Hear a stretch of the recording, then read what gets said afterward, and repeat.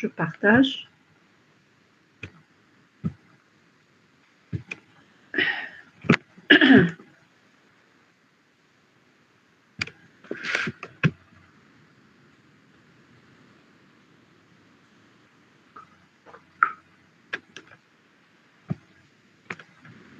Le partage est fait. Oui, madame. Oui, madame. Vous voulez Non, non. Vous n'avez pas besoin de pause. Vous avez besoin d'une pause de 5 minutes ou pas? Non, madame. Très bien. Voilà. On continue. On continue. Donc là, on va commencer le chapitre des chaînes de Markov. Mais avant de définir ce que c'est qu'une chaîne de Markov, il faut savoir ce que c'est qu'un processus stochastique. Là, comme c'est un module que personne n'a vu auparavant, il y a pas mal d'informations à donner pour que je puisse faire le premier exercice. C'est ça le problème, d'accord? Donc, on est obligé de faire des séances de cours pour pouvoir démarrer le TD. Donc, c'est pour ça que je veux accélérer un petit peu. Mais ne vous en faites pas, tout est comptabilisé. Et si on termine à temps, les dernières semaines, il n'y aura pas cours on arrêtera le cours avant l'arrêt de cours. Voilà, donc je ne vais pas vous charger, ça ne sera pas en plus, ne vous inquiétez pas. Ça, je tenais à le souligner. Donc, je commence le chapitre chaîne de Markov. Maintenant, pour comprendre ce que c'est qu'une chaîne de Markov, je ne veux pas et je ne vais pas balancer une définition directe. Parce que si je te balance une définition, tu ne comprendras pas, tu resteras avec le flou dans ta tête. Donc, je vais construire, on va arriver ensemble à la définition. Donc, pour cela, je vais donner un rappel d'une variable aléatoire. Les GTR ne savent pas ce que c'est qu'une variable aléatoire parce qu'ils n'ont pas fait probabilité, mais il n'y a pas lieu de s'inquiéter. On ne va pas manipuler des variables aléatoires dans le module. On va juste donner les notions nécessaires pour comprendre ce que c'est qu'un processus stochastique, ce que c'est qu'une chaîne de Markov. Et une des notions, c'est variable aléatoire. Je donne un petit rappel bref qui vous permettra de comprendre. Donc, concentrez-vous, ceux qui ne connaissent pas les probabilités. On va manipuler énormément de probabilités, mais vous allez voir que c'est des probabilités, je les présente de façon à ce que même celui qui ne connaît pas les probabilités pourra suivre à condition qu'il soit attentif. Donc, alors, soit oméga, un ensemble d'événements possibles, d'une expérience aléatoire. On appelle une variable aléatoire une application. Donc, cette application X est appelée une variable aléatoire. C'est une application qui va de l'ensemble oméga vers l'ensemble E. Oméga, c'est l'ensemble des événements possibles. Et E, c'est l'espace d'état de la variable aléatoire. C'est quoi l'espace d'état d'une variable aléatoire? C'est l'ensemble des valeurs que peut prendre la variable aléatoire. D'accord? Donc, une variable aléatoire, ce n'est rien d'autre qu'une application qui part d'un certain ensemble dit oméga vers un ensemble E et qui associe à chaque événement une valeur. Je donne un exemple. On s'intéresse à l'expérience du lancer d'un dé. Je lance un dé. Un dé, il a 6 faces. Chaque face contient un certain nombre de jetons. Il y a la face qui contient un jeton, la face à 2 jetons, à 3, 4, 5 et 6. Donc, vous êtes d'accord que les événements, l'ensemble des événements possibles, ça va de 1 à 6. Ça, c'est l'ensemble des événements possibles. Donc, la variable aléatoire X, elle va de oméga vers E. L'ensemble des événements, je peux avoir face 1, face 2, face 3, jusqu'à la face 6. Donc, c'est les événements possibles. On associe à cette expérience la variable aléatoire définie comme suit. X de oméga égale à moins 1 si le oméga est inférieur ou égal à 3. Ça veut dire si la personne a lancé un dé et elle est tombée sur un oméga, elle est tombée sur une face contenant un nombre de jetons inférieur ou égal à 3, elle va avoir un moins 1. Elle va perdre un point ou un dinar, ou comme vous voulez. Si elle tombe sur une face avec un nombre de jetons supérieur ou égal à 4, donc la 4, la 5 et la 6, elle va gagner un point, plus 1. À partir de là, je vois que les valeurs possibles, les valeurs que peut prendre cette variable aléatoire, ça va être moins 1 plus 1. Et donc, l'espace d'état, donc il faut être attentif à la notion de l'espace d'état. La notion de l'espace d'état, on va la retrouver dans tous les exercices. Dès que tu lis ton exercice, il faut que l'étudiant ait ce réflexe. Dès qu'il commence un exercice, il doit se dire quel est l'espace d'état du système dont l'exercice parle. Donc, l'espace d'état, c'est l'ensemble des valeurs, c'est l'espace d'état, c'est l'ensemble des états, l'ensemble des valeurs que peut prendre la variable aléatoire. Dans ce cas, la variable aléatoire, on nous a dit, elle peut être égale à moins 1 ou à 1 plus 1. Donc, l'ensemble des états possibles, c'est moins 1 plus 1. Ça veut dire qu'un joueur, il peut être dans l'un des deux états.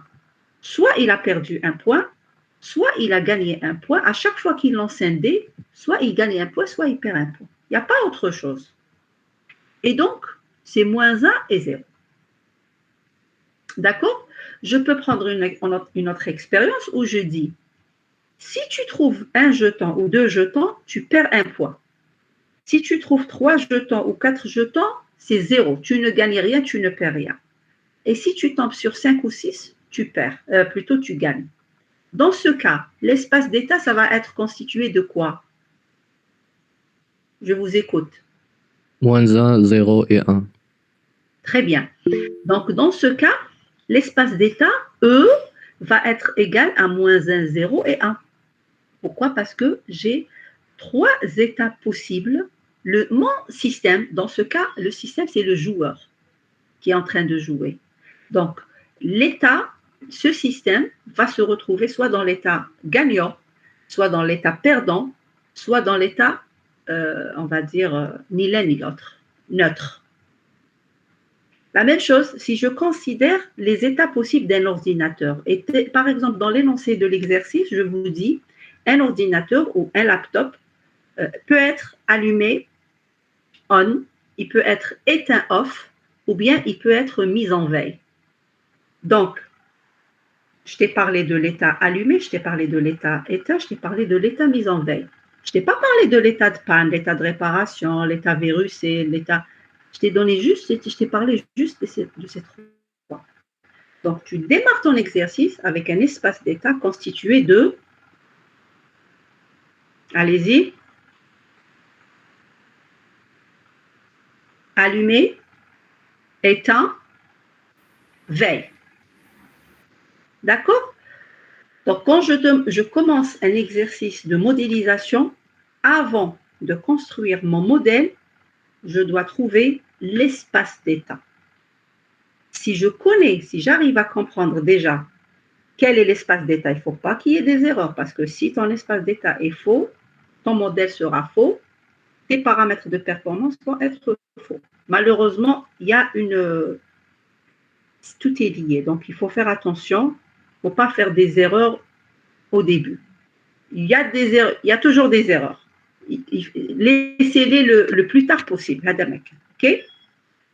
Pas sur le modèle et pas sur l'espace. D'accord? On a compris la notion d'espace d'état et de toute manière, on va s'exercer. Voilà, maintenant, côté type de variable aléatoire, il faut savoir qu'il y a deux grands types de variables aléatoires, les variables aléatoires discrètes et les variables aléatoires continues. Les variables aléatoires, quand est-ce qu'on dit qu'une variable aléatoire est discrète? Eh bien, pour savoir si la variable aléatoire est discrète ou continue, je dois juste examiner son espace d'état. Si son espace d'état est discret, Ça veut dire dénombrable. Ça veut dire inclus dans Z. L'ensemble des entiers, Z. D'accord? L'ensemble des entiers relatifs. C'est-à-dire 0, 1, moins 1, 2, moins 2, etc. Ça, c'est un ensemble dénombrable. Ça veut dire qu'on peut le dénombrer. 0, 1, moins 1, 2, etc. Si l'espace d'état E est un sous-ensemble de R, c'est-à-dire c'est un intervalle, dans ce cas, la variable est dite continue. Elle est continue. C'est une variable aléatoire continue. D'abord, cet espace d'état, est-ce qu'il est continu ou discret? Discret.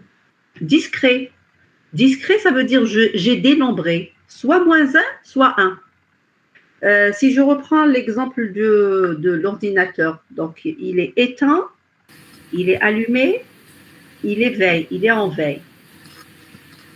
Est-ce que c'est discret ou continu? Discret. Discret.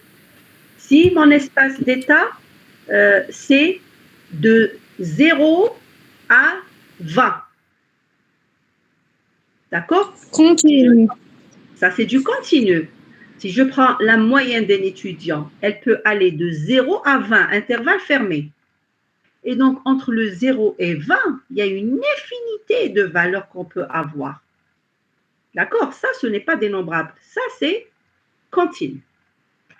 D'accord, je précise dès maintenant que nous, on travaillera avec panneaux. Les informaticiens et les systèmes informatiques, d'accord, sont des systèmes dans l'espace d'état et dénombrable. Donc, on va travailler, on ne va manipuler que ça. Les systèmes et les modèles où l'espace d'état est continu, c'est des modèles utilisés dans les finances, d'accord? Par exemple, dans la bourse, ils travaillent beaucoup avec les processus stochastiques à espace d'état continu. Modéliser un système informatique par un espace d'état continu. Ça n'existe pas. Il n'y a pas de travaux de recherche, il n'y a aucun travail de recherche, il n'y a aucun article, aucun livre sur ça. Ça, c'est pour l'économie, les finances, etc. C'est là où il y a la bourse. Je ne parle pas de la comptabilité, je parle des finances.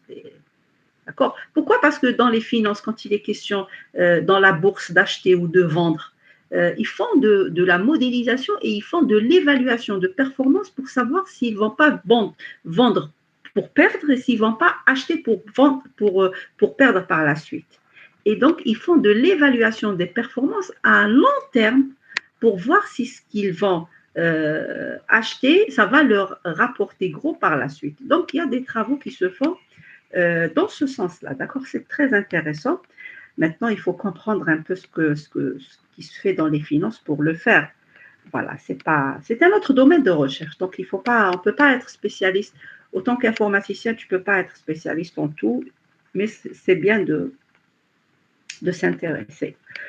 Donc, voilà. Donc, nous, ça va être les variables aléatoires à espace d'état discret. On a compris ce que c'est. Maintenant, on passe à la définition d'un processus stochastique. C'est quoi les processus stochastiques? Donc, c'est des modèles, j'ai dit tout à l'heure, le mot stochastique signifie aléatoire. Donc, ce sont des modèles mathématiques qu'on utilise pour la description des systèmes à comportement. Ce sont des systèmes de nature probabiliste. Ça veut dire quoi un système de nature probabiliste? Un système de nature probabiliste, c'est un système qui dépend du hasard.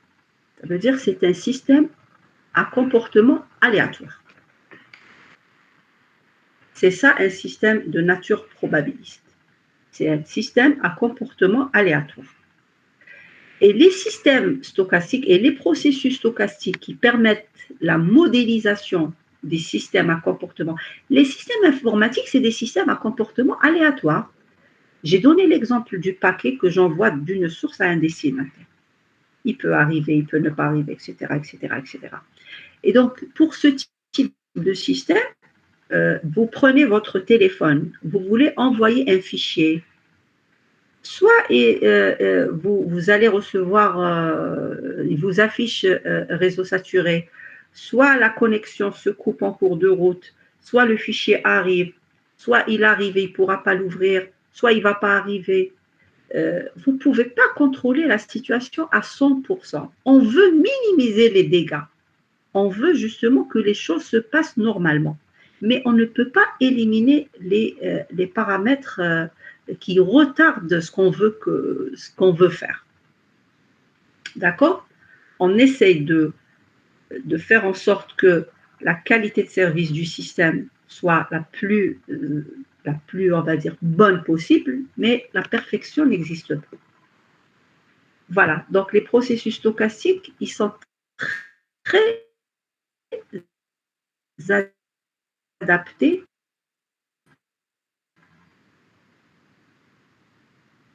pour les systèmes informatiques. Pourquoi? Parce que c'est des systèmes.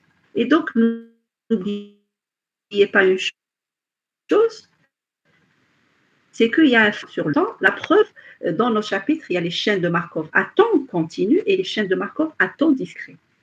Donc, on va revenir sur l'essentiel. Le paramètre temps, il est important. On va parler de ça. Maintenant, ça, c'est la définition informelle. Du point de vue formel, c'est quoi un processus stochastique?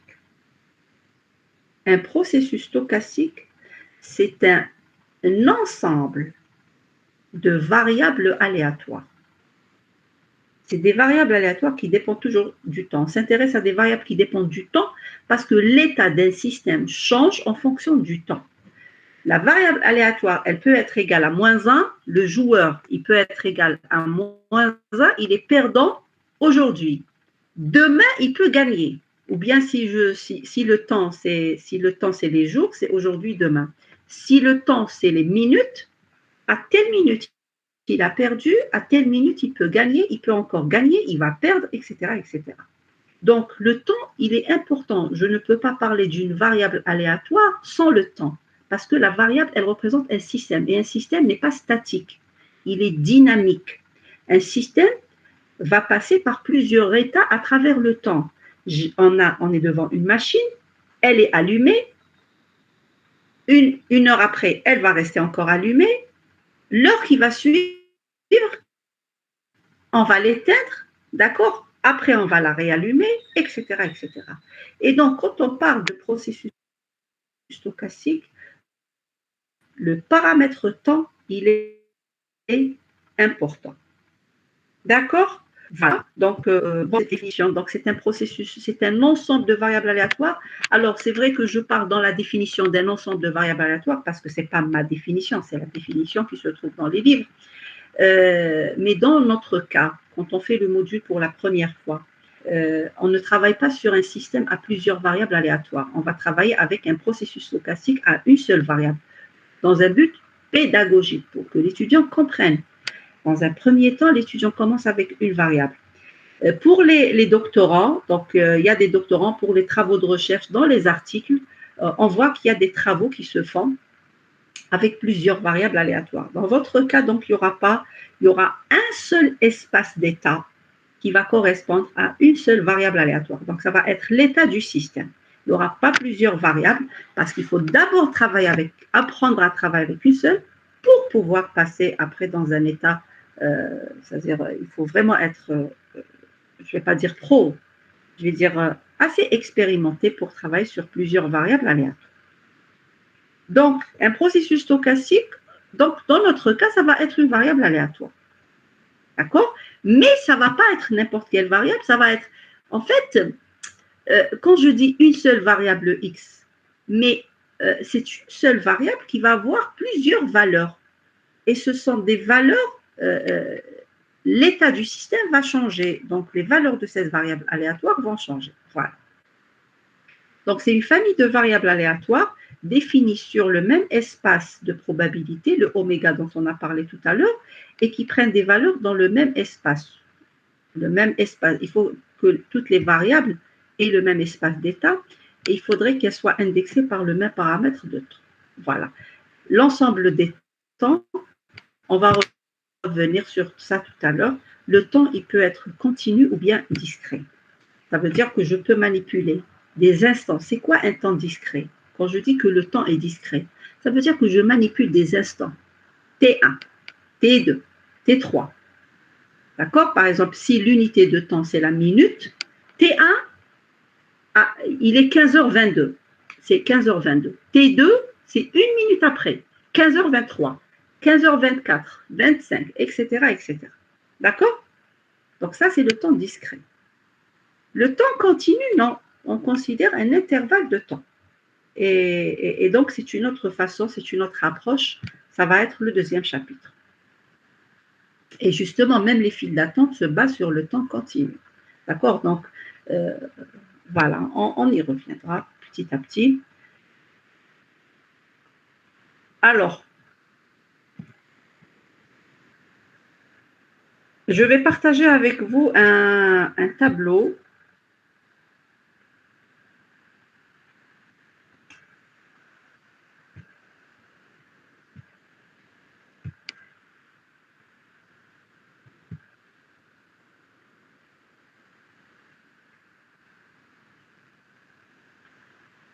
Donc, je vais expliquer cette notation. Attendez, je préfère.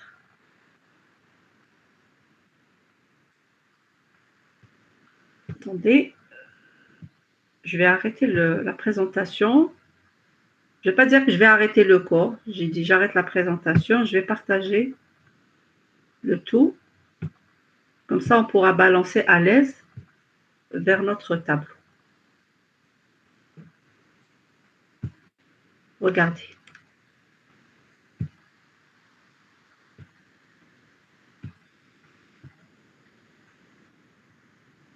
Est-ce que vous arrivez à voir? Regardez. Regardez quand je vois ça. Regardez, pour que je puisse vous expliquer la définition, cette définition, il faut que vous compreniez certaines choses.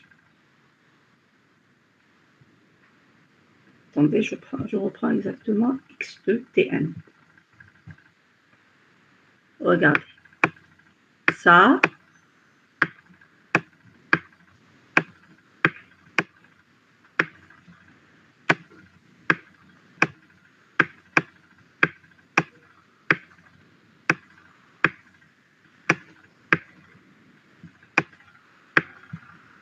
voilà. Cette écriture signifie quoi? Cette écriture signifie la probabilité que l'état du système à l'instant Tn soit xn. Je répète. Cette écriture, cette notation, et on se met d'accord sur les notations parce que celui qui ne comprend pas toutes les notations dès le départ, il aura toujours des difficultés pour comprendre ce qu'on est en train de faire et pour écrire.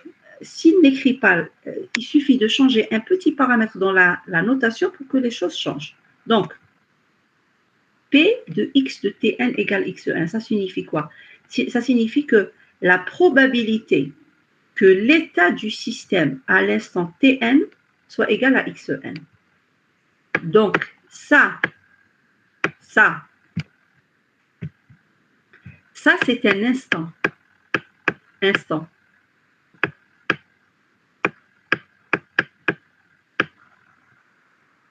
D'accord? Et ça,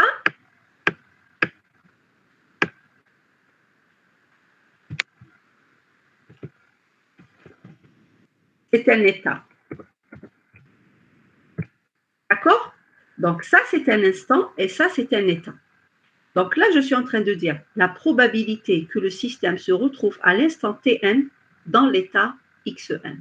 Pourquoi? Parce qu'un système, il a un espace d'état. Donc, il a un espace d'état E. Un système, on lui fait correspondre. Je vous ai dit, dès que vous commencez votre exercice, vous dites, hop là, il est égal à quoi l'espace d'état? Et l'espace d'état, il est toujours discret. On a dit que dans le Dans les systèmes informatiques, tous les systèmes informatiques sont des systèmes informatiques à espace d'état discret. On ne peut pas dire que mon système passe par des états qui appartiennent à l'intervalle de 0 à 100. Jamais. Entre 0 à 100, il y a une infinité d'états. Comment tu vas à un système informatique, tu ne pourras jamais lui associer une infinité d'états. Il te faut un certain nombre d'états. Il y a des gens qui arrivent maintenant ou je n'ai pas compris. D'accord? Donc, je disais, je reviens, voilà. Donc, un espace d'état, il faut qu'il soit dénombrable. Ce n'est pas une question d'infinité. On peut avoir un espace d'état infini. On va le voir avec les files d'attente. Avec les files d'attente, on manipulera des espaces d'état infinis. Ce n'est pas ça le problème. Le problème, c'est le fait que ça soit dénombrable. 0, 1, 2, 3. Ça ne fait rien. Même si c'est infini, c'est dénombrable. D'accord? Donc ici, cette notation, j'insiste sur la notation. Cette notation signifie la probabilité. P, c'est la probabilité. X de Tn, c'est l'état du système à l'instant n, égale Xn. Ça veut dire que le système se retrouve à l'instant Tn dans l'état Xn. Donc, cette notation, on va revenir ici. C'est quoi un processus markovien? Tout à l'heure, on a défini ce que c'est qu'un processus stochastique. Vous prenez des notes, d'accord? Quand je donne un schéma comme ça, d'accord? Un tableau blanc ou un tableau avec la craie ou l'essentiel, d'accord? Vous faites attention. Là, vous prenez des notes, d'accord? Donc ça signifie probabilité que, voilà, on peut, bon, je continue comme ça, après je vous donne une deuxième façon de noter. Ça, c'est équivalent à écrire. On peut l'écrire de cette manière.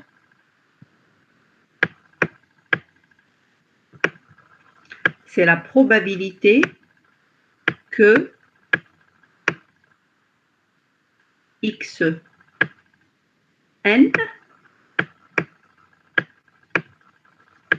égale à Xn. C'est-à-dire, mais on utilise beaucoup. Ça, c'est pas très bon, mais ça fait rien, il faut que vous connaissiez.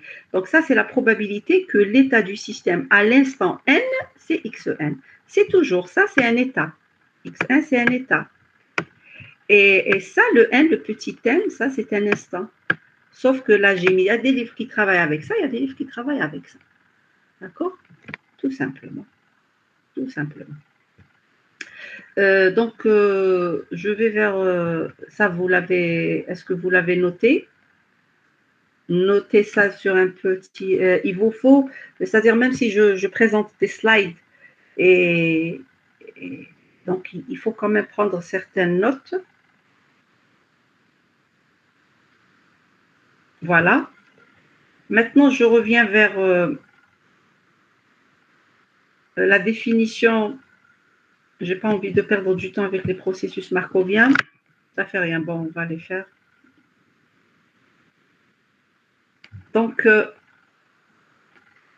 un processus markovien, c'est quoi un processus markovien? Bon, on va essayer de faire un peu les choses rapidement. Donc, un processus markovien, c'est quoi?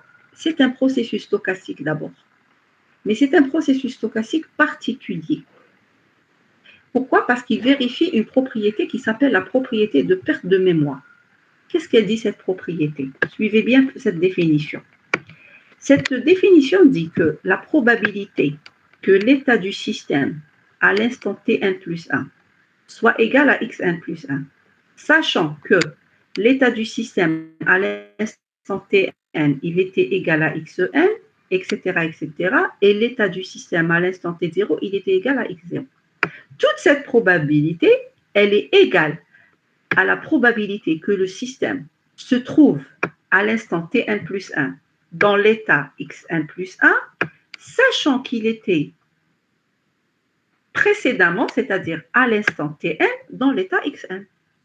Ça veut dire quoi? Ça veut dire que la probabilité que le système soit dans l'état à l'instant Tn plus 1, dans l'état Xn plus 1, sachant qu'il était précédemment, c'est-à-dire à l'instant T1 dans l'état Xn, c'est exactement la même chose que si je prends en compte tout l'historique. Et donc, c'est ça les systèmes de perte de mémoire. Ça veut dire que, en regardant l'état présent, l'état à l'instant T1 plus 1, et en regardant juste l'instant précédent, donc l'état Xn à l'instant Tn, je n'ai pas besoin de regarder le tout. Et ça, c'est très intéressant. Donc, la propriété markovienne, elle définit un processus stochastique dont le comportement dans le futur, il ne dépend que de l'état T1, que de l'état courant, c'est-à-dire à l'instant. Il ne dépend que de T1. C'est pas la peine tout ça, tout ce qui précède, c'est pas la peine de regarder Tn-1, Tn-2, Tn-3 jusqu'à l'état du système à l'instant T0. C'est pas la peine. Je regarde juste l'instant actuel et l'instant présent.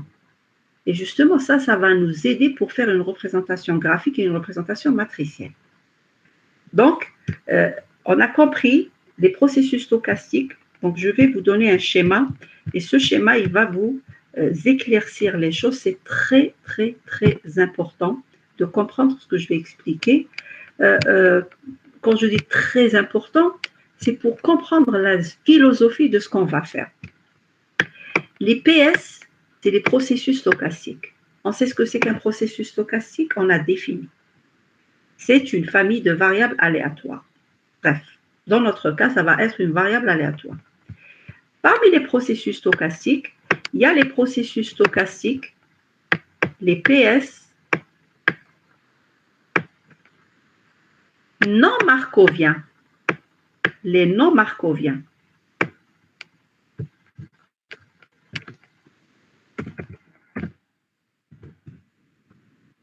D'accord? Et il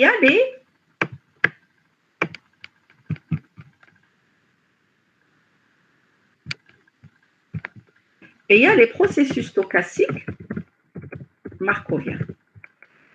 Les processus stochastiques markoviens, c'est des processus stochastiques, c'est les processus dont je suis en train de parler. C'est les processus qui nous intéressent. Les modèles les systèmes informatiques doivent être modélisés par des processus markoviens. Parce que les systèmes informatiques, si on les analyse, on doit implémenter l'analyse, on doit développer des logiciels. Il ne faut pas oublier, on est des informaticiens, d'accord? On est tous informaticiens. Donc, on doit penser comment résoudre les problèmes, oui, mais après, comment implémenter un logiciel qui va résoudre les problèmes. D'accord? Donc,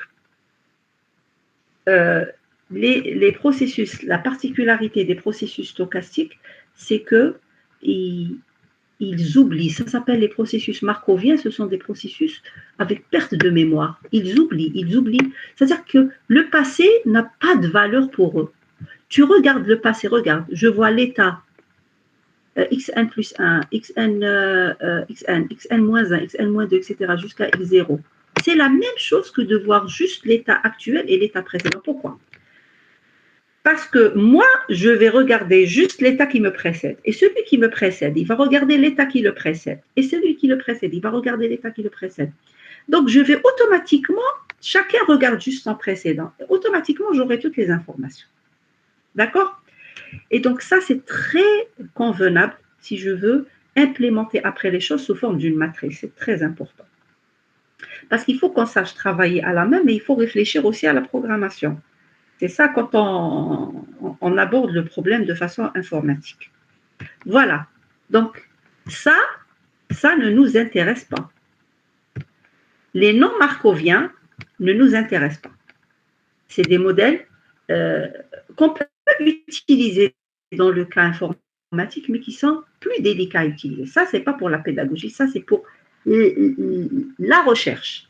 Et ce n'est pas facile à implémenter, je vous le dis. C'est exploité par les matheux. D'accord? Donc, nous, on va s'intéresser, donc, on ne va pas toucher à ça. On va s'intéresser au processus stochastique markovien. Parmi les processus stochastiques markoviens, il y a les processus stochastiques markoviens Donc là, on va classer par rapport à l'espace d'état. Si l'espace d'état est dénombrable, c'est-à-dire qu'il est inclus dans Z, j'aurai des processus stochastiques markoviens à espace d'état discret. Si l'espace d'état, je peux avoir aussi des processus stochastiques markoviens à espace d'état continu. Là, c'est le travail des financiers et des économistes de haut niveau. Là, on ne touche pas. Parce que les systèmes informatiques, ce ne sont pas des systèmes avec espace d'état continu. Donc, dans notre cas, on travaillera avec des processus stochastiques markoviens à espace d'état discret. Ça, c'est ce qu'on appelle une chaîne de Markov. Ça, c'est une chaîne de Markov. Donc, qu'est-ce que c'est qu'une chaîne de Markov? Une chaîne de Markov, c'est un processus stochastique markovien à espace d'état discret. Il ne prend pas en considération l'historique, ça c'est très intéressant parce que je pourrais représenter par une matrice, et il a un espace d'état discret, et ça c'est convenable pour les systèmes informatiques. Donc ça convient pour nos systèmes et ça peut être implémenté parfait. Donc, une chaîne de Markov, par définition, c'est un processus stochastique caractérisé par la propriété de Markov et dans lequel l'espace d'état est discret. À partir de là, je vais faire encore une classification.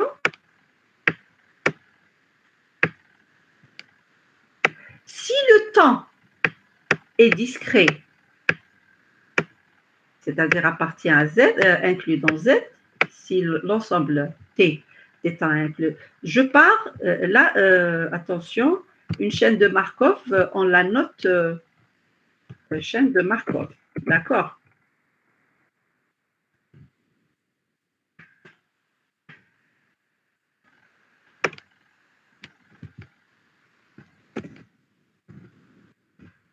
D'accord? C1, ça veut dire chaîne de Markov. Si le temps est discret, on va tomber sur une chaîne de Markov à temps, une chaîne de Markov, on l'appelle à temps discret. Et on la note C1TD. En anglais, c'est l'inverse, c'est DTMC, c'est-à-dire Discrete Time Markov Chain. Maintenant, si le temps est continu, ça va être notre chapitre 2, on tombera sur une chaîne de Markov à temps continu. On va noter CMTC. En anglais, c'est Continuous Time Markov Chain. D'accord? Voilà. Donc, on arrive maintenant à comprendre ce qu'on va faire.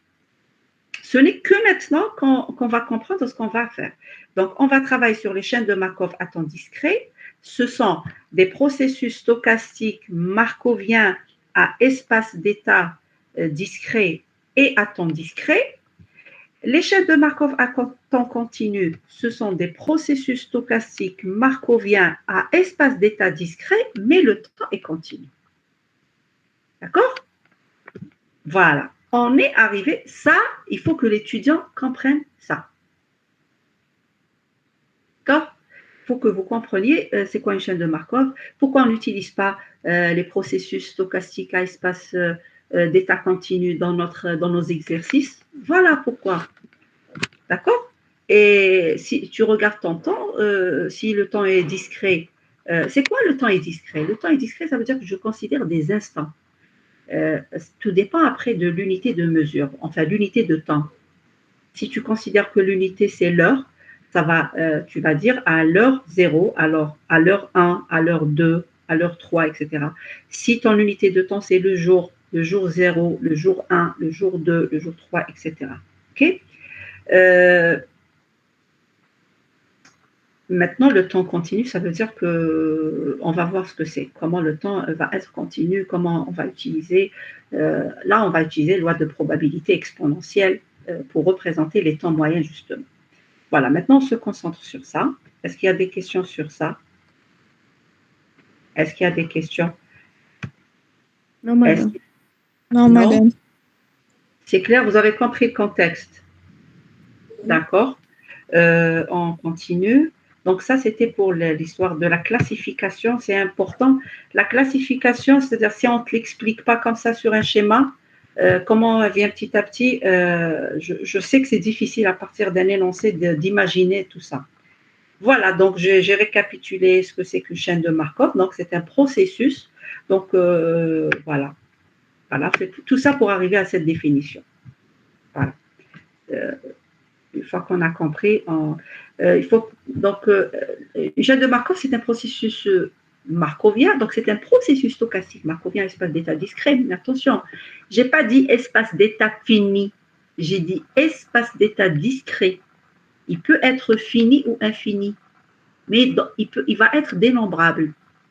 Donc, on peut mettre qui appartient inclus dans Z ou dans N, ça dépend des livres. Il y a des livres qui mettent N, il y a des livres qui mettent Z. Je suis beaucoup plus d'accord avec les livres qui mettent le Z. Pourquoi? Parce que les espaces d'état, je peux avoir un espace d'état -1, -2. Je code mon état -1. J'ai le droit de coder. D'accord? Voilà. Après, si le temps, par contre, pour le temps, oui, je suis d'accord avec N, parce que c'est des instants, ils sont toujours positifs. Mais je peux vous dire qu'il y a des livres qui parlent de temps appartient à inclus dans Z et ils mettent l'instant -1, -2. C'est leur façon de faire. C'est pas méchant. Donc, le processus dans ce cas, c'est une chaîne de Markov à temps discret et là, c'est une chaîne de Markov à temps continu. Là, on a compris le principe. Donc, on a compris la définition d'une chaîne de Markov à temps discret. D'accord? Donc, je ne vais pas revenir sur. Regardez, on va revenir. Je vais juste revoir cette. C'est pour la notation, c'est pas pour la définition elle-même. Vous avez compris la définition. Personne ne vous dira écrivez la définition. Il faut comprendre le principe. Je regarde juste cette notation. Regardez cette notation. Probabilité que xn égale à j. Ça veut dire quoi? Expliquez-moi ça. Probabilité que xn égale à j, sachant que xn-1 égale à in-1, xn-2 égale à in-2, jusqu'à x0 égale à 0. Ça, c'est égal à la probabilité que xn égale à j, sachant que xn-1 égale à in-1. Expliquez-moi juste ça, ce qui est en bleu. C'est quoi la probabilité que xn égale à j? C'est la probabilité que le système se retrouve à l'instant n dans l'état j. Donc, probabilité que le système soit à l'instant n dans l'état j. Donc, ce qu'il y a là, c'est l'instant. Et ça, c'est l'état du système à l'instant n égale à j. Ça veut dire que c'est la probabilité que le système se retrouve à l'instant xn dans l'état j, ça, sachant qu'il était à l'instant n-1, ça veut dire à l'instant précédent, dans l'état in-1. Il faut comprendre cette notation, ça ne fait rien. On va simplifier. Je ne vais pas utiliser cette définition. Je vais simplifier par la suite. On va discuter ensemble. Voilà, je vais insister sur ça. Je passe à la notion de probabilité de transition. On commence à rentrer dans le vif du sujet.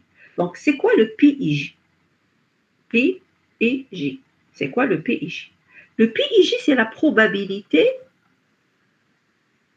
de transition d'un état I à l'état J. Voilà, regardez. J'efface ce tableau, c'est bon? Oui, madame. Allez. Donc, quand j'écris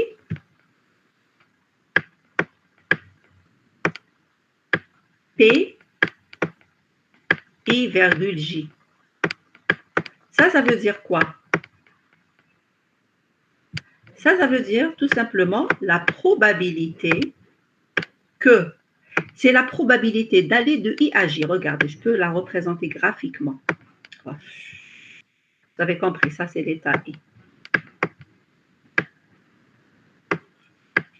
Ça c'est l'état J.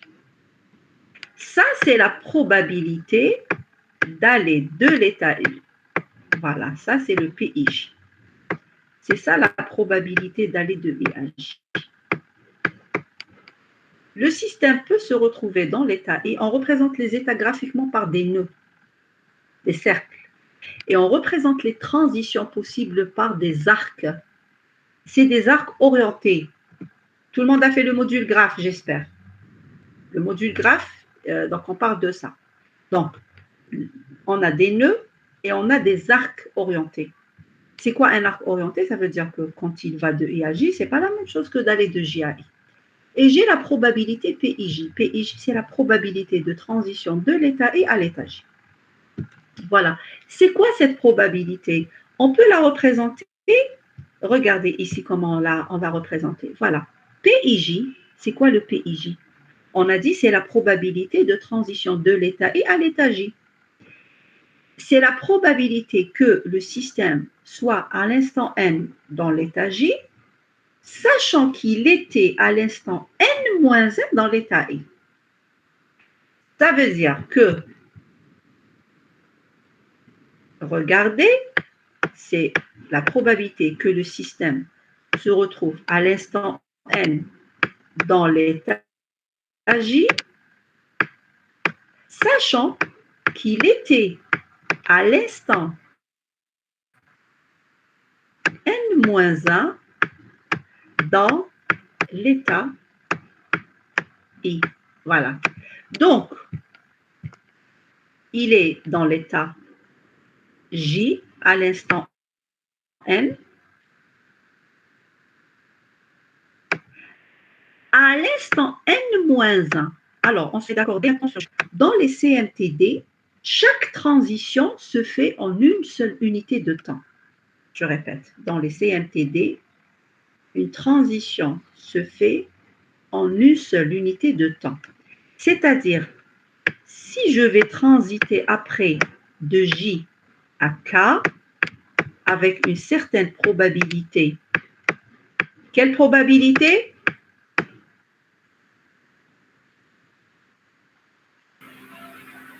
Physique PJK. Voilà. Ça va être la probabilité PJK. Et donc, j'arriverai à K à quel instant? n plus 1. Voilà. Donc, c'est ça, le système. Là, ça, c'est une chaîne de Markov. C'est ça, une chaîne de Markov à temps discret. Une chaîne de Markov à temps discret, elle est représentée graphiquement par des nœuds. Chaque état est représenté par un nœud. C'est pour ça que je vous ai dit, quand vous commencez votre exercice, d'abord, vous regardez l'énoncé de l'exercice et vous retrouvez les états. Une fois que tu as trouvé tes états, tu sais déjà qu'est-ce que tu vas dessiner. C'est quoi le graphe? Et on va voir comment construire la matrice. Et donc, il faut savoir, donc, là, il faut savoir que quand le système transite d'un état à un autre, il va transiter avec une certaine probabilité. Alors, si je vous dis quelle est la probabilité PIK, elle est égale à combien la probabilité PIK? 2 unités, madame. Non, la probabilité PIK, ça veut dire la probabilité que le système passe de l'état I à l'état K. Est-ce qu'il y a une chance, est-ce que le système a une chance d'aller de I à K? Oui, madame. Comment? PIJ et PJK. Très bien. Très bien. On regarde l'erreur de votre camarade. Attention, ne répétez pas cette erreur. Mais votre camarade, elle vient de me donner l'occasion de vous expliquer quelque chose. Regardez. Regardez la définition ici. Le PIJ, il est égal à PIJ1. Ça veut dire quoi? Ça veut dire quand je dis PIJ, je suis en train de dire probabilité de transition de l'état I à l'état J en une seule étape. Ça veut dire en une seule étape. Ça veut dire que c'est une transition directe de I à J, sans intermédiaire. Donc, quand je mets PIJ, on verra après le prochain cours, on verra les probabilités de transition indirecte. Pour l'instant, on fait simple. PIJ, c'est la probabilité de transition de I à J de façon, une minute, je vais fermer la fenêtre parce que ce n'est pas des êtres humains.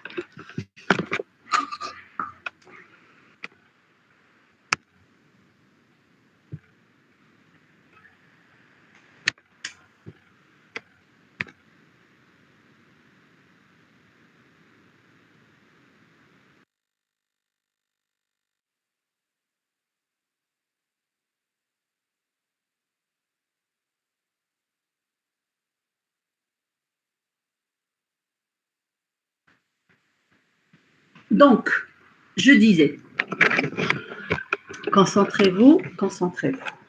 Donc, je disais, quand je parle de PIJ, ça signifie la probabilité de transition de l'état I à l'état J.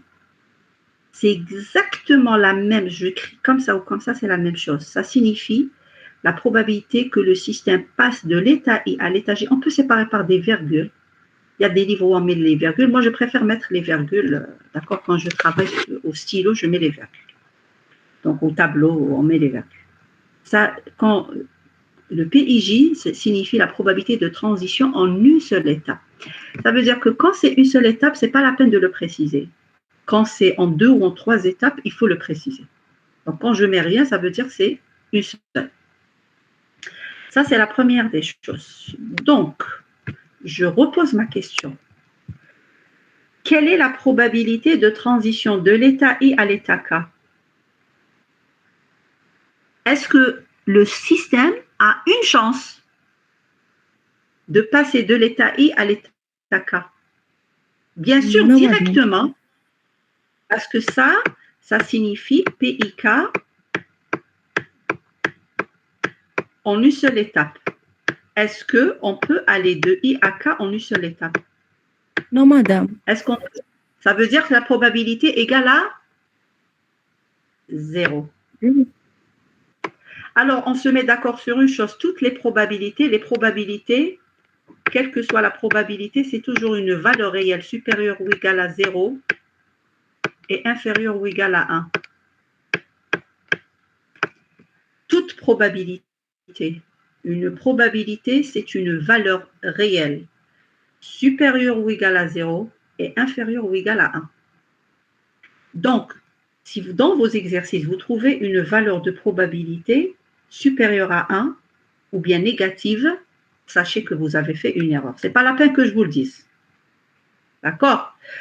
Les valeurs, les probabilités possibles, c'est toujours supérieur ou égal, inférieur ou égal.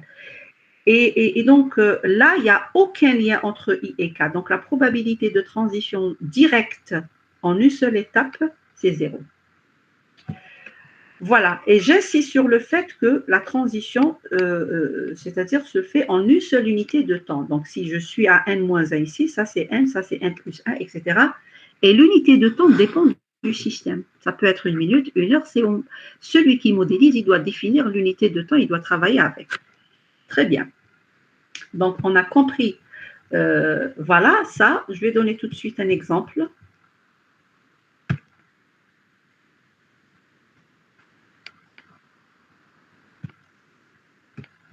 Allons-y. Ça, c'est l'état 1. Donc, on a un système à 3 états. Soit un système à 3 états, 1, 2 et 3. Voilà.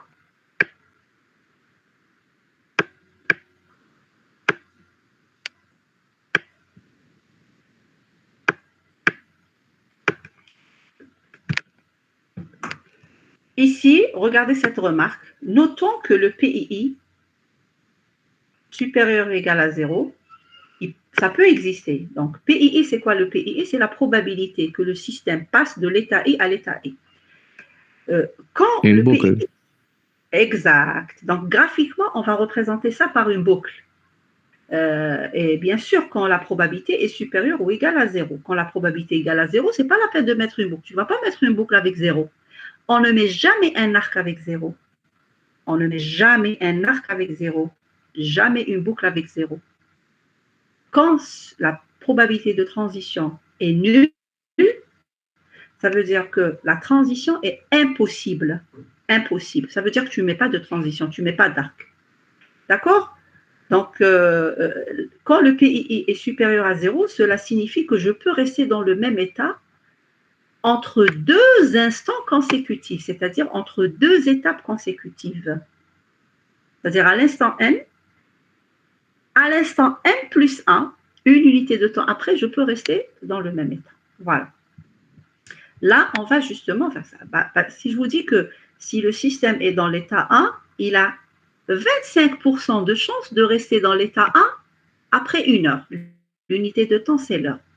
25%, soit tu mets 0,25, soit tu mets 1 sur 4. Ça veut dire qu'il a combien de chances d'aller de l'état 1 à l'état 2? 75. 3 sur 4. 75. C'est 3 sur 4. C'est ça le 75%. D'accord? Donc, si le système est dans l'état 1, s'il a 25% de chance de rester dans le même état à l'instant suivant, c'est-à-dire tout dépend de l'unité de temps, on parle d'instant, peu importe l'unité de temps, ça veut dire qu'il lui reste, et à partir de là, qu'est-ce que je dois comprendre? Encore un exemple. Si je vous dis que quand le système est dans l'état 2, il a 25% de chance d'aller vers l'état 1 et 25% de chance d'aller vers l'état 3. Qu'est-ce que je mets ici?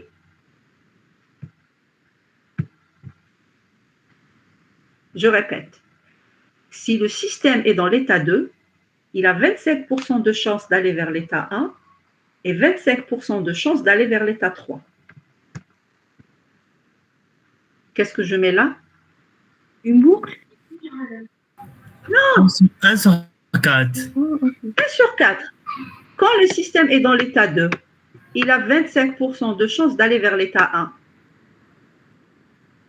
Et il a 25% de chance d'aller vers l'état 3. Qu'est-ce que je mets ici? 1 sur 4. Qu'est-ce qui me manque? Une boucle. À quel niveau? 2. 2. Avec quelle probabilité? 2 sur 4. 10 sur 4. C'est-à-dire un demi. 50%. Dans l'exercice, souvent, on vous donne, par exemple, la probabilité de transiter par là, la probabilité de transiter par là, et on ne vous parle pas de ça. Mais logiquement, si le système en étant dans l'état 2, il a 25% de chance d'aller vers l'état 1 et il a 25% de chance d'aller vers l'état 3, il y a quelque chose qui manque pour compléter le 100%. Ce quelque chose, c'est 50%. Ça veut dire que 25%, tu vas à gauche, 25%, tu vas à droite. Ça veut dire que 50%, tu restes au milieu. D'accord? Et ça, c'est pas pour vous faire peur ou quoi que ce soit, c'est pas le but. Mais ça, par exemple, ça, c'est une erreur qui revient dans les examens. Ça, c'est une erreur qui revient. J'ai beau l'expliquer, on a beau, heureusement que c'est pas tous, c'est un petit pourcentage minime, mais un étudiant, au bout quand même d'un semestre, il faut qu'il comprenne que le total, et en plus, je vous donne ici la définition, regardez, la somme des PIJ, elle est égale à 1 quel que soit J, la somme sur J appartenant à E, je l'écris ici. La somme ici, la somme des PIJ égale à 1 sur tous les J appartenant à E. Ça veut dire quoi? Ça veut dire que pour chaque état I, la somme des probabilités sortantes à partir du I pour aller vers tous les autres états J, elle doit être égale à 1. Si tu ne trouves pas une somme égale à 1 à partir de chaque état, voilà, 1, ça, c'est bon. Il y a un problème sur l'état 3. Non, cette condition n'est pas vérifiée. À partir de l'état 3, on peut aller où? نديرو بوكل ونديرو 1 pourcentage. Exact. Exactement. On peut aller où à partir de l'état 3? On peut aller nulle part. Ça veut dire quoi, tu peux aller nulle part? Ça veut dire que le système, quand il arrive à l'état 3, il peut aller nulle part. Ça veut dire qu'il va rester sur place. Avec quel proba? 1. 1. Le 1, c'est 100%. Voilà. Donc ça, c'est des petits détails. Mais c'est de grandes erreurs. Parce que si tu oublies cette boucle, tu l'oublies. Ton modèle, il est faux. Toutes les questions vont être fausses. Donc, il faut dès le départ, c'est pour ça que j'insiste sur les premières séances, dès le départ, il faut que mon modèle soit construit de façon réfléchie et que je fasse attention à tous ces détails. À partir de chaque état, la somme des poids des arcs sortants à partir de chaque état doit être égale à 1. À partir du 1, je peux boucler avec un quart. 3 quarts, je vais par là. La somme des deux, c'est égal à 1. À partir du 2, je peux boucler, je peux aller par là, je peux aller par là. Donc la somme, elle doit être toujours égale à 2. Si tu trouves, tu dois tout corriger. S'il y a une somme différente de 1, même, attention. Tout à l'heure, donc une étudiante avec les MCA, tout à l'heure, parce qu'il faut un module qui ressemble un peu, c'est la modélisation conceptuelle et analyse, c'est toujours les mêmes problèmes. Donc, une étudiante, quand j'ai posé la question pour l'état 3, elle m'a dit, l'état 3 est un état final. L'état 3 est un état final. Non, je ne suis pas dans les automates. Pour ceux qui ont fait les automates, je sais, les GTR, ils n'ont pas fait THL, ils n'ont pas fait compilation. Donc, peut-être que vous savez ce que c'est que... Je ne sais pas. Vous savez ce que c'est qu'un automate?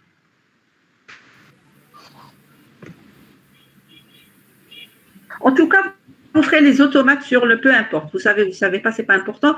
Vous ferez les automates sur le S2, sur un autre modèle sur un autre module de vérification formelle. Donc, vous allez approfondir les automates. C'est pas un problème pour ceux qui n'ont pas fait. On va pas, hein, c'est pas important. Vous allez les faire. Mais sachez, donc, il y a une étudiante qui m'a dit, ça, c'est un état final. Il n'y a pas d'état final. Un système, il est dynamique. Il n'y a pas d'état final. On ne s'arrête pas. Un système n'est pas censé s'arrêter. Donc là, si je ne sors pas de cet état, ça veut dire que c'est un état puits.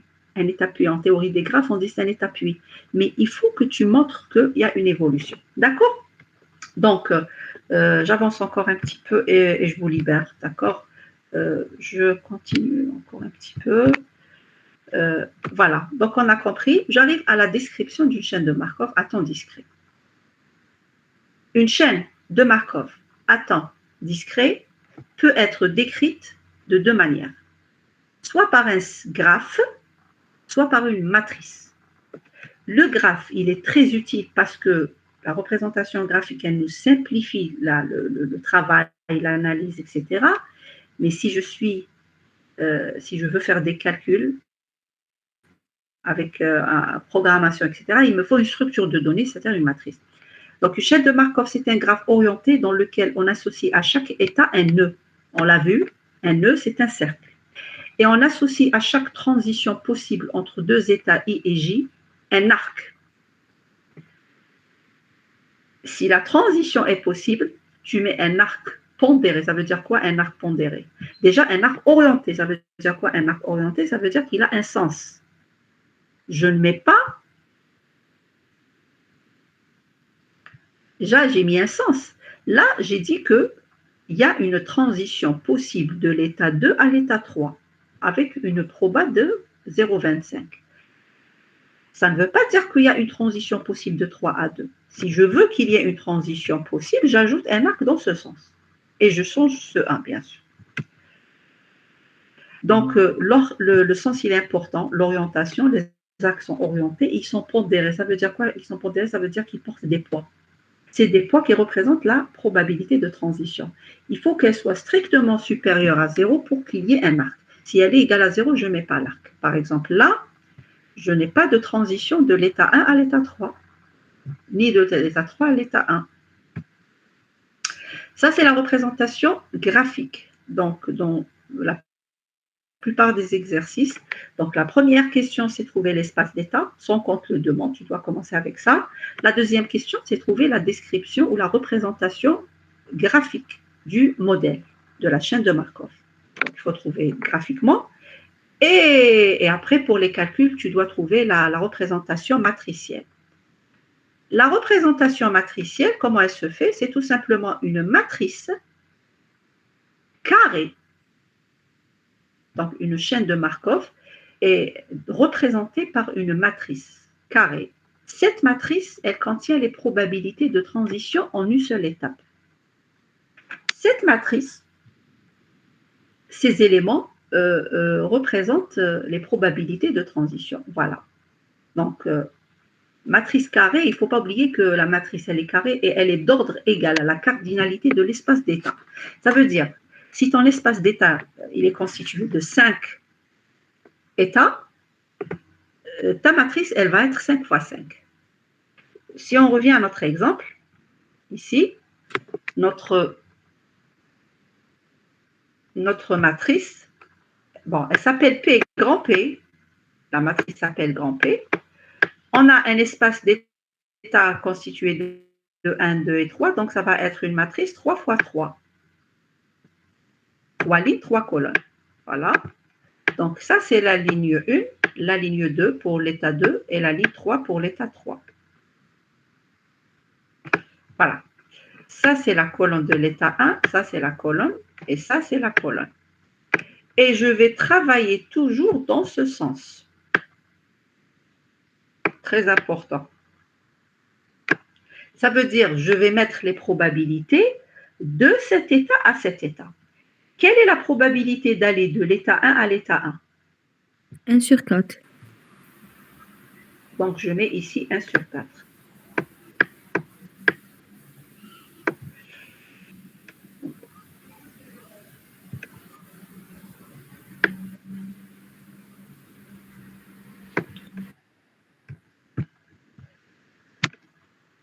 Voilà. Donc, ça va être 1 sur 4.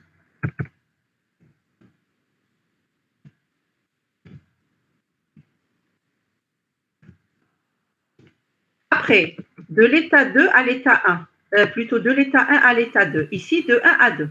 3 sur 4.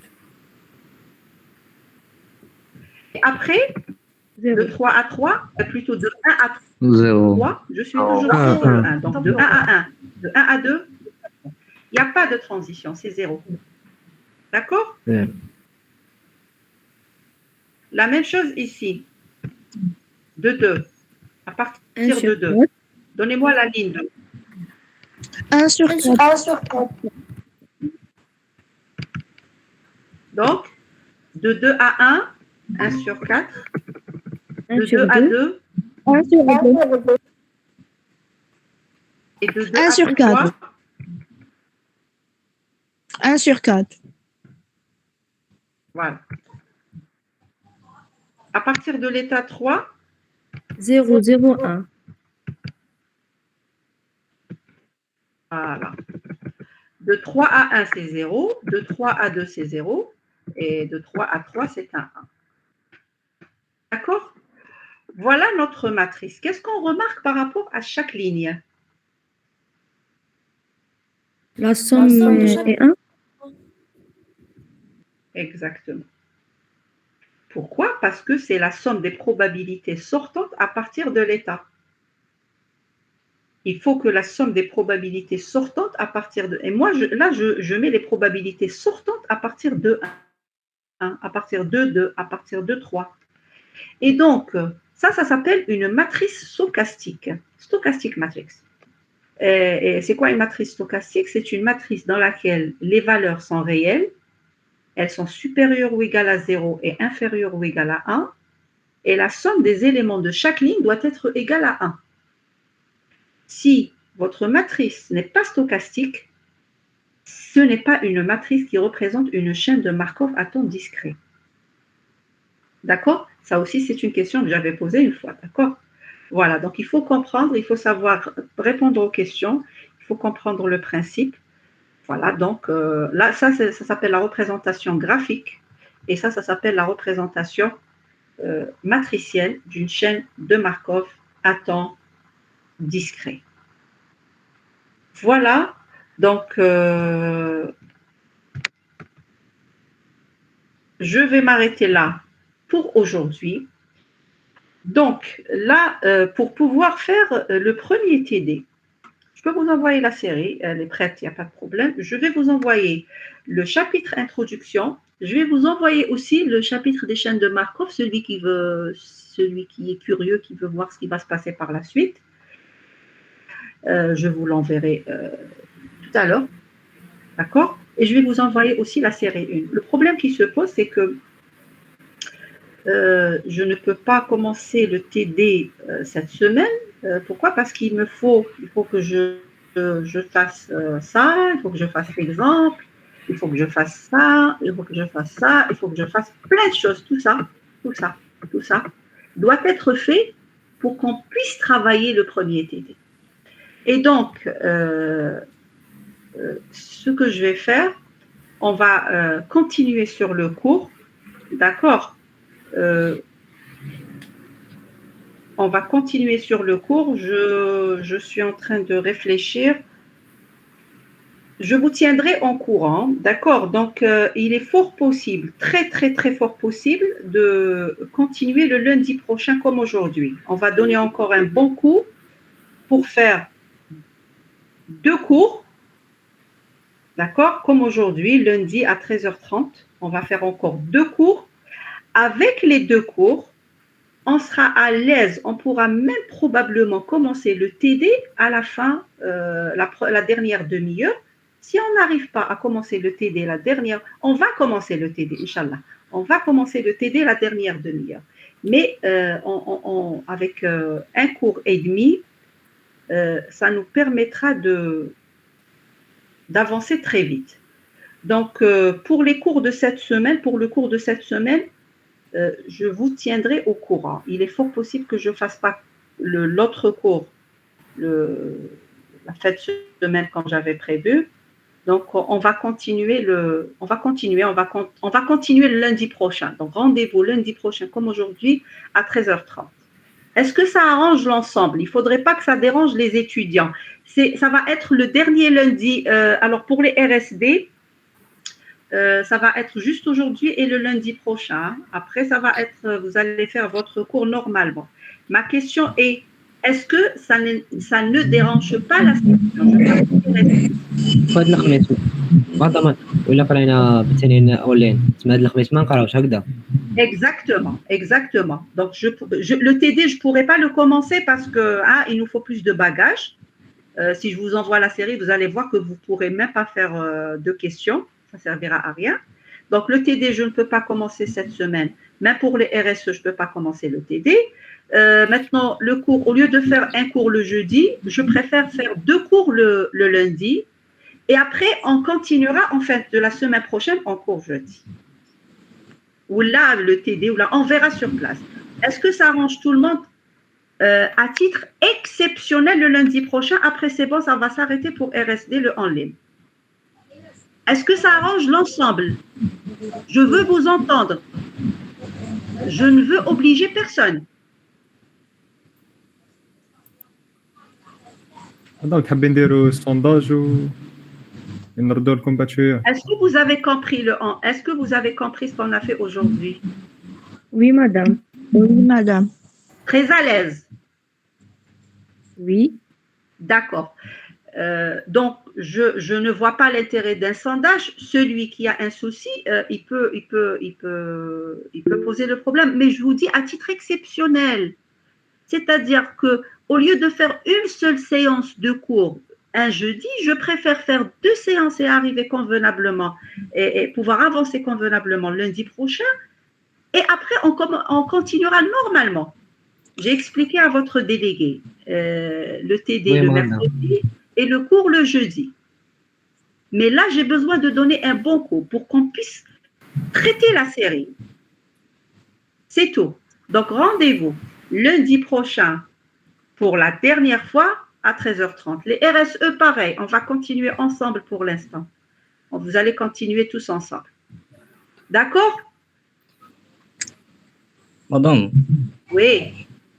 مدام اسكو تقدري زعما تقرينا نهار الخميس نورمالمون عندنا حنا تيدي جي 2 ابخي كاين كور اسكو تقدري تحكمي لنا لي دو سيونس هذوك ديريكت اي لوندي غاس ليبر Attends. مدام Comment? زعما Jeudi. حب بالخميس. وي مدام تقرينا دو كور بريزونسيال. À quelle heure d'abord? À quelle heure? قلت له باللي ما نقدروش على 11. هو حب زعما على 11 نبداو 11 à quelle الكور heure? الاول وعلى وحده الكور الدوزيام. Et je